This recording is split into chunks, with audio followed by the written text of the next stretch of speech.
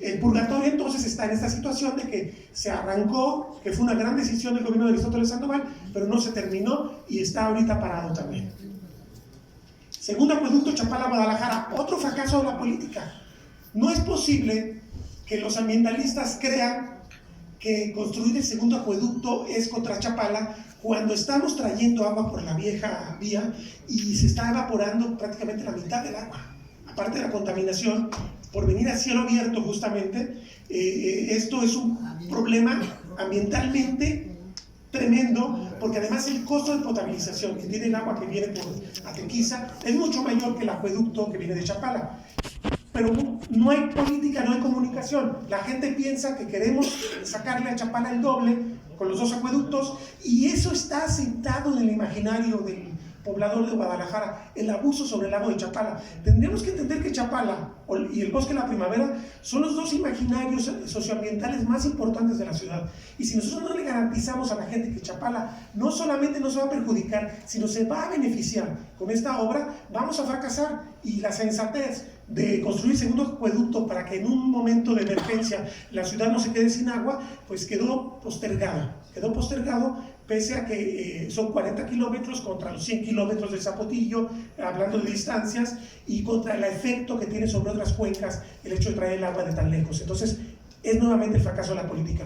¿Por qué los políticos no se asesoran en comunicación y no buscan transmitir pros y contras y propician discusiones con expertos, integran a las universidades, integran a los ambientalistas? Los ambientalistas pueden ser una ladilla para muchos, pero son esenciales. Y la verdad es que no se van a construir obras de infraestructura mientras los ecologistas estén en contra. Eso es una realidad, porque representan un imaginario que está creciendo en potencia en el mundo, en un mundo con cambio climático, en un mundo con muchos problemas ambientales. Obviamente la demanda de que la naturaleza reciba nuevamente lo que le quitamos va a ser una demanda que va a estar asentada ahí. Y si no lo entendemos, los proyectos están condenados al fracaso siempre. Y el tema de la optimización del sistema de pozos, que se logró, porque eran los mismos pozos que se tenían y que no habían recibido mantenimiento, y que por lo menos los datos del CIAPA hablan de que se iba a obtener hasta 1 metro cúbico extra con este trabajo que se hizo en su momento. Entiendo que esto se logró culminar. Tampoco, fíjense qué cosas, los gobiernos del PAN y el último gobierno del PRI, un rato por lo menos en el último gobierno del PRI, la transparencia era mejor. Estamos también viviendo problemas de que si no lo pides a través de plataformas de transparencia, el gobierno no te lo da. Y si el gobierno juzga que eres un opositor, no tienes derecho a pedir una entrevista. Esto es una cosa de retroceso tremendo con la administración de Enrique Alfaro y con la administración de Andrés Manuel López Obrador. Estamos en retroceso democrático porque creen que son dueños de la verdad y creen que la gente no puede cuestionar la verdad de lo que ellos están planteando como solución. Yo me pregunto, ¿verdaderamente creen que por la voluntad de Enrique Alfaro y del gobernador de Guanajuato se va a hacer la presa del Zapotillo, se va a terminar el proyecto? Me parece que estamos realmente subestimando el poder que tienen los grupos sociales, que es mucho mayor que el que se tenía en los 90. Entonces yo creo que va a estar en la congeladora un buen rato el tema del Zapotillo, culminar el Zapotillo. Tengan razón o no tengan razón, esto es indudable. Está el tema del domo sur del Bosque de la Primavera. Me tocó vivir las negociaciones y debo decir que la CEA de esos años se abrió mucho, acudieron al poblado, invitaron a la prensa, cosa que no hacen ahora ya, y vimos cómo fue el debate. Y sin embargo fracasaron. Fracasaron porque la gente tiene una desconfianza tremenda. Hubo un esfuerzo por acercarse, por socializar, pero no fue suficiente a fin de cuentas, porque hay una prisa, hay una celeridad por determinar presupuestos que juegan contra trabajar y decirle a la gente. Por ejemplo, yo me pregunto, y se lo planteé alguna vez a los responsables de UNOPS que fueron contratados por Aristóteles Sandoval para el proyecto de Zapotillo, ¿por qué antes de plantearte voy a sacar el agua de la región para Guadalajara y para León, no llegaron con un proyecto y decir, vamos a mejorar las condiciones de producción pecuaria, vamos a darle subsidios para que no genere la contaminación que genera el hato impresionante que existe en los altos de Jalisco, vamos a garantizar proyectos productivos, vamos a garantizarles aguas de calidad, vamos a trabajar el tema del acuífero? No, siempre es a posteriori. Entonces la gente ya está en oposición cuando empiezan a tratar de ofrecer en la negociación Y creo que si esto ocurre, nunca van a poder desatorarse los proyectos. Les recuerdo una cosa, Los Altos no son los 500 habitantes, y hablo de flotantes incluidos de Temacapulín. Los Altos tienen 900,000 habitantes y una fuerte resistencia existe en todas las poblaciones de Los Altos. O sea, no lo veo como un asunto, un expediente fácil resolver el tema del Zapotillo. Bueno, y este planteamiento que es un planteamiento que yo escuché recientemente, me parece sensato que si no vamos a tener realmente el Zapotillo pronto, pues empiece a hacer algo que se preveía con las reformas a la ley de los años de la década primera del siglo XX, que era, vamos viendo el modo de que los derechos de agua que tienen los campesinos se puedan adquirir para que las ciudades tengan también derechos ahí y se pueda hacer un buen negocio, que es un poquito el tema de los servicios ambientales. ¿Quién es el dueño del recurso? ¿O quién tiene la concesión? ¿Quién fabrica el recurso? ¿Por qué no estamos preguntándonos los zapatillos? ¿Por qué no estamos garantizando que las fuentes del Río Verde, que las fuentes del Lerma, que los lugares donde Chapala recibe el agua que van al lago, no tengan servicios ambientales pagados por Guadalajara? Tiene que ser. Fíjense, un dato impresionante. El PIB de la zona metropolitana de Guadalajara es el doble de Bolivia. Yo no puedo entender con ese PIB que no podamos pagar proyectos ambientales, siempre estamos rascando. Quiere decir que la sociedad no entiende que tenemos que internalizar el costo ambiental. ¿De dónde viene el agua? Vamos pagándole a los campesinos para que no tumben el árbol, vamos pagándole a los dueños de las concesiones que la recibieron de Conagua hace mucho, y vamos generando una economía que beneficia a todos, y no pareciera que es, como esto es propiedad de la nación, como esto es una materia de regulación federal, lo siento mucho, te vas a quedar sin tu agua. Es más, tú fallaste en este aspecto del trámite, te quedas sin tu concesión. Esas cosas están ocurriendo en Los Altos, y me parece que es importante decirlo. Si fuera político, si fuera ganar, estarían los salteños necesariamente, por lo menos en el caso de Guadalajara, felices de que se hiciera el Zapotillo, porque ellos iban a ganar también. Y no está ocurriendo eso, esa es la realidad. Pasamos. Bueno, este es el proyecto Río Verde, ya lo conocen, ya les habló el ingeniero. Pasamos a la siguiente. Los proyectos de saneamiento. Bueno, el plan de Guillermo Cosío en los 90 era muy ambicioso, hay que decir que planteó todo para la ciudad de los 90. Hay que reconocerle que él se preocupó por el lago de Chapala como ningún gobernador se había preocupado en ese momento, y que él hizo que se sentaran los 5 gobernadores de la cuenca, el presidente Salinas los sentó, y se empezaran a fundamentar los acuerdos del Lerma, que son acuerdos sobre los cuales todavía estamos viviendo, y que han generado que no solamente Jalisco, porque también hay que olvidarnos un poquito del discurso de que somos las víctimas, Guanajuato especialmente ha generado un proceso de saneamiento muy importante, pero no completo. Estado de México le sigue, Michoacán un poco menos, Jalisco también ha hecho cosas importantes, pero Guanajuato es fundamental porque Guanajuato tiene más de la mitad de la cuenca Lerma. Pero bueno, son cosas que hay que reconocer. Se reprocha al periodismo que nomás tocamos lo malo. Yo creo que para entender el contexto hay que tocar todo. Sí se leyó hace 30 años correctamente por parte de un gobierno lo que tenía que hacerse. El gobierno cayó, y cayó porque siempre en el viejo régimen se hablaba de la arrogancia de la autoridad. No se suben a la barda, y les dice que no se suban y se suben. Y bueno, decir eso cuando hay 200 muertos es tan insensible como lo que hace el presidente en sus mañaneras respecto a las mujeres asesinadas. Cuando yo planteo que quizás es un retroceso de 30 años entonces en el que estamos.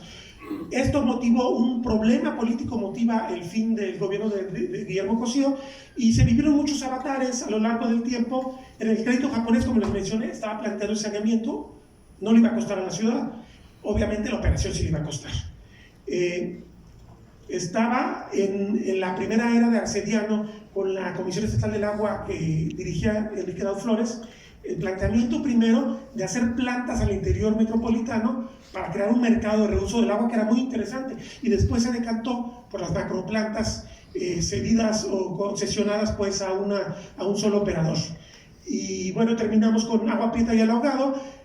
Que bueno, la gente se pregunta ¿por qué tenemos agua tan contaminada en el Salto de Juanacatlán? Bueno, por 2 razones. Una, porque la planta del ahogado no trata todas las aguas negras, y 2, porque no tenemos ninguna certeza ni transparencia de lo que viene de las zonas industriales. Seguimos otra vez, si este país y esta sociedad tuviera transparencia plena y rendición de cuentas, estoy seguro que ya habremos resuelto el problema. No se va a resolver mientras no asuma el Estado su responsabilidad, aunque cueste temporalmente inversiones, ya nos están costando de todos modos con las cancelaciones, con la cancelación del aeropuerto y con ciertas medidas absurdas que está tomando el gobierno. Aprovechemos y mejor hay que decirle a los empresarios, esto es México y tienes que producir con la calidad que produces en Estados Unidos o en Europa o en Japón. Y ahí no pueden contaminar, ese es el gran punto. En el caso de las aguas residuales industriales, que sí, hay que reconocer, hay muchos que lo tratan, pero no sabemos quiénes sí y quiénes no. Tendríamos que tener muy claro eso, y a estas fechas los monitoreos que se hacen y las pruebas laboratoriales nos demuestran que el contenido de metales pesados y sustancias tóxicas no puede provenir de los hogares de los tapatíos, proviene de las industrias, necesariamente. Pasamos a la siguiente. Bueno, este es el sistema como quedó. Es muy importante, bueno, quizás no lo entiendan muy bien, pero están las cuencas y están los colectores que se estaban terminando en los años de la administración de Aristóteles Sandoval, pero a final de cuentas, la planta del ahogado, que es el punto 1, no lo veo el 1, el 1, y la planta de Agua Prieta es el 2. Esas dos están funcionando, pero por ejemplo el 3, el túnel colector, nunca se ha construido. Seguramente ahorita cuesta arriba de 2,000 millones de pesos, y la falta de túnel colector hace que 2.500, por lo poquito, 2.500 litros por segundo se vayan crudas desde las cuencas del oriente de la ciudad al río Santiago. O sea, no hemos resuelto el problema de saneamiento, pero ya estamos pagando saneamiento. Bueno, hay una cosa muy buena también en la evolución del CIAPA. Estamos caminando el precio real del agua y estamos ya integrando el costo de saneamiento. ¿Por qué no empezamos como consumidores a exigir que si nos cobran saneamiento, esas cuencas no se contaminen? Claro, me van a decir, no se está pagando plenamente el saneamiento, tenemos que caminar a pagarlo, pero en la medida que paguemos más, tenemos derecho a exigir como sociedad que las cosas se hagan bien. ¿Qué significa el agua contaminada para una sociedad que está en desarrollo? Es desastroso, porque el agua es un recurso vital para el desarrollo. La gente que puede aprovechar esa agua que va por el norte de la ciudad hasta el Océano Pacífico ha pagado decenas de años de negligencia de las autoridades y los habitantes del área metropolitana, que ha generado una contaminación que lo dijo el secretario Toledo recientemente. La zona del ahogado es uno de los 6 puntos más contaminados de México. No es cualquier cosa, y además negar que esto incide en la salud es también ir contra la realidad de la evidencia científica. Si vamos a tomar decisiones con evidencia científica, necesitamos entender que tomar una decisión de este tipo implica consecuencias negativas, como por ejemplo provocar que la gente que vive cerca de las riberas o migre al azar, lo que pasó en San Cristóbal de la Barranca, que es un pueblo que se está despoblando, o esté condenada a enfermedades crónico-degenerativas. Bueno, seguimos a la otra. Este es el plan que en su momento presentó la CEAS, que era muy interesante y que además tenía la ventaja de que implicaba ya generar un mercado.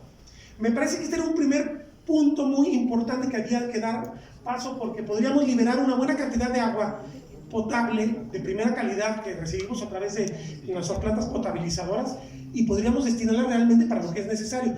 El agua potable se necesita para el uso humano, para el consumo humano, para beber, insisto. Que no bebamos es un gran fracaso del sistema intermunicipal de agua potable y alcantarillado.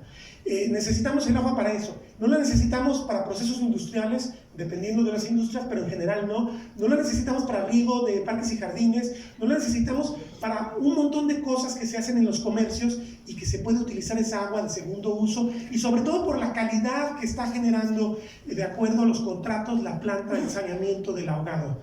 Entonces, me parece que es una oportunidad que no hemos sabido aprovechar.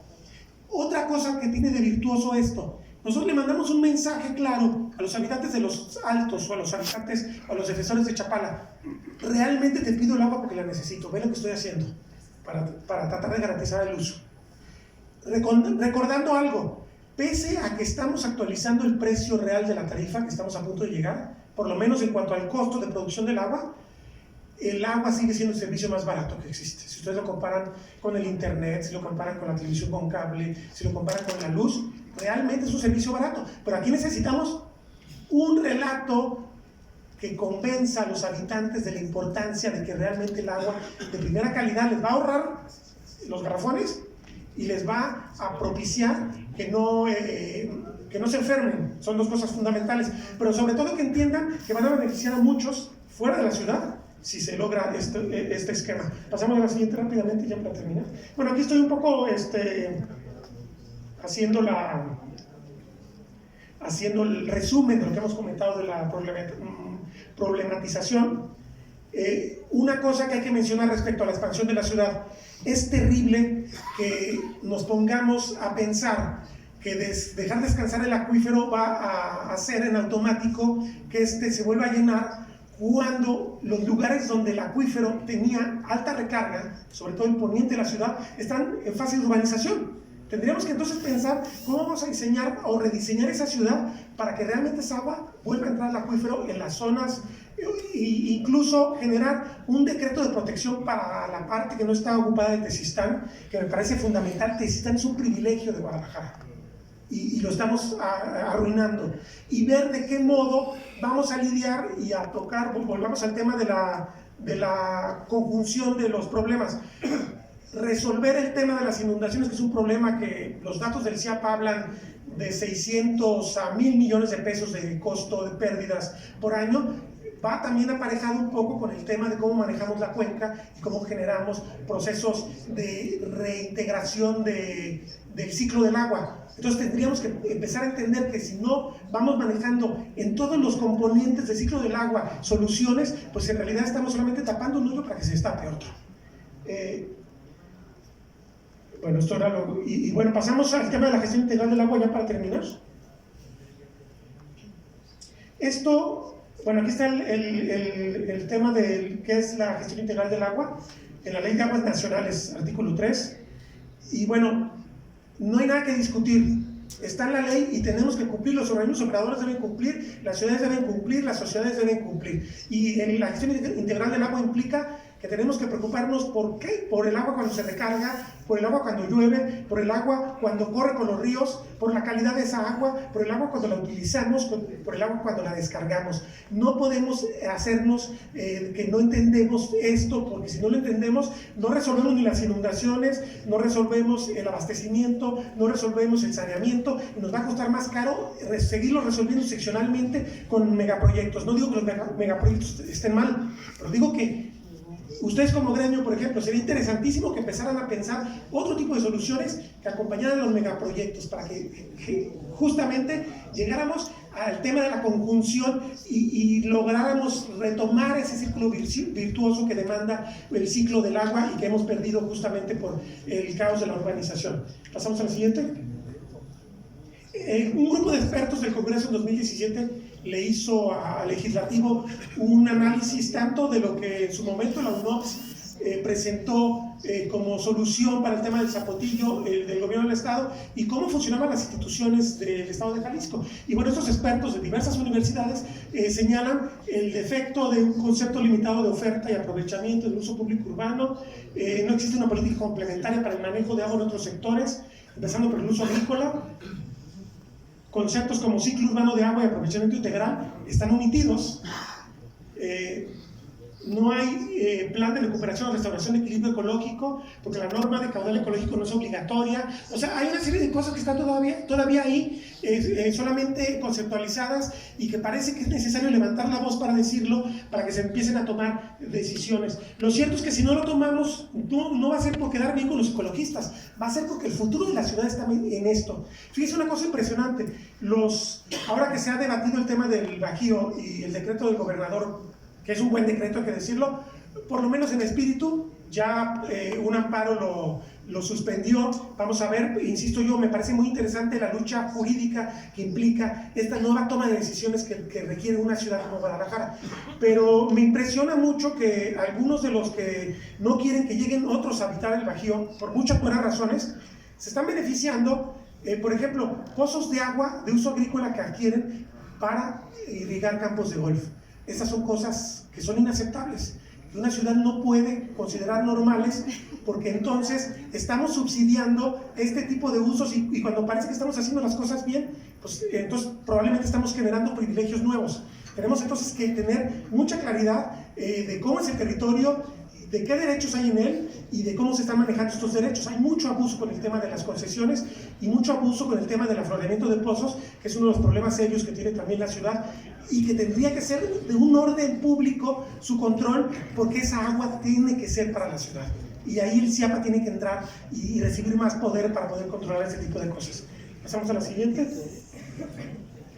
Dice que las propuestas hechas por el gobierno anterior no se propone la implementación de alternativas, tratamiento, reutilización, tarificación progresiva o acorde al consumo de agua. Algo se está haciendo en esto, en el CIAPA hay que decirlo. Si uno consume menos de 6,000 litros por vivienda, uno paga un agua que es de muy bajo costo. Y esto está bien porque entonces estamos estimulando que la gente no consuma mucho. Parece que el costo termina siendo la herramienta fundamental para que entendamos que el agua no se debe desperdiciar. Y bueno, esto vamos a llegar en algún momento en que va a ser más escasa porque estamos, insisto yo, en tiempos de cambio climático.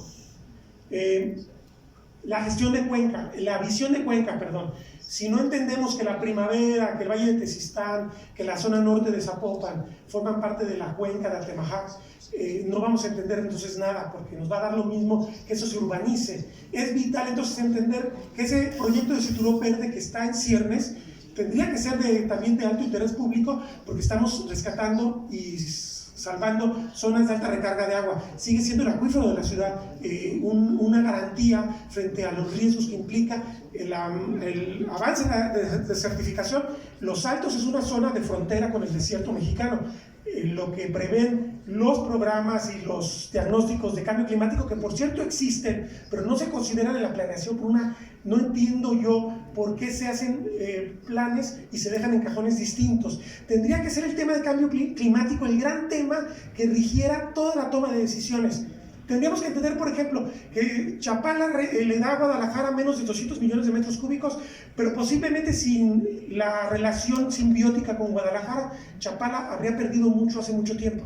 O sea, Guadalajara tiene que ser socio de Chapala para garantizar una Chapala para siempre y garantizarle agua a Guadalajara. Tenemos que empezar a generar esas narrativas que le expliquen a la gente que no siempre es malo que te saque con un popote un poco de agua, si estoy garantizando, tengo una presión política que la cuenca te dé agua y te garantice agua de calidad. Si Guadalajara no fuera aliado de Chapala, seguramente los acuerdos de Lerma no habrían avanzado, y aunque no se ha terminado de aterrizar y de garantizar el agua para Chapala, y es un problema que va a durar mucho tiempo porque es parte también del efecto del cambio climático, sin duda, estaríamos posiblemente en un escenario como el que se planteó en los años 50, 60, de que era un lago que era un lujo excesivo porque tiene poca profundidad en muchos puntos y que lo idóneo era recortarlo. Esas pesadillas existieron y desde un punto de vista técnico tienen un sentido, pero es un punto de vista ambiental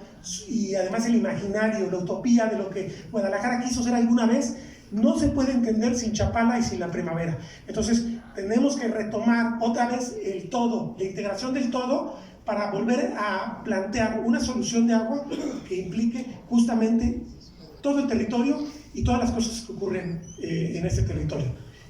Disculpen si me pasé un poquito, muchísimas gracias.